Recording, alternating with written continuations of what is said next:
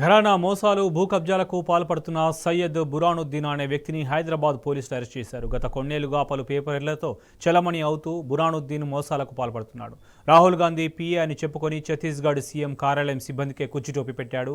Mining కాంట్రాక్టులు ఇప్పిస్తానని కోట్ల రూపాయలు మోసం చేశాడు. పీఎం ఆఫీస్ అధికారి అని ఛత్తీస్గఢ్ క్యాడర్కు చెందిన ఐఏఎస్ ఆఫీసర్నే బురిడి కొట్టించాడు. సిబిఐ విచారణ రద్దు చేస్తానని ₹1.5 కోట్లతో ఉడాయించాడు. హైదరాబాద్కు చెందిన వ్యాపారికి ఈడీ అధికారులు నోటీసులు జారీ చేసిన విషయం తెలుసుకుని నకిలీ ఈడీ ఆఫీస్నే సృష్టించాడు.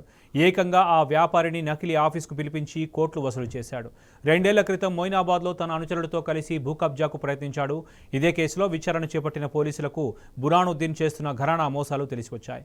బురానుద్దీన్ను అరెస్ట్ చేసిన పోలీసులు రిమాండ్ చేశారు. ప్రజాప్రతినిధులు, రాజకీయ పార్టీల నేతలతో దిగిన ఫోటోలను చూపించి మోసం చేసేవాడని తెలిపారు. గ్రేటర్ హైదరాబాద్లోనే బురానుద్దీన్పై 12 కేసులున్నాయని, పీడీ యాక్ట్ సైతం నమోదు చేస్తామని తెలిపారు.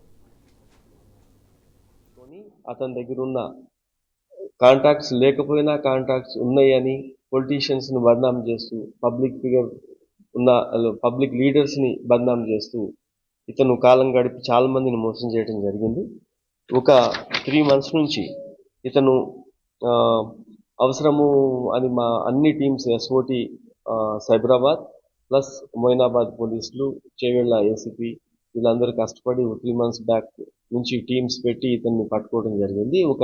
ఇతని ఆధీనంలో ఇప్పుడు ఒక బెంచ్ కార్ ఒకటి స్వాధీనం చేసుకోవడం జరిగింది. ఆ 307 కేసులో వాడినందుకు ఇతని దగ్గర కొన్ని మిగతా అన్ని కూడా అతను ఇంకా మిగతా విషయాలు, అతను వేరే స్టేట్స్లో ఇతని ఇన్వాల్వ్మెంట్, ఇతను పోలీస్ కస్టడీ తీసుకొని విచారణ చేసి మొత్తం కూడా పబ్లిక్లో పెట్టడం జరుగుతూ ఉంటుంది.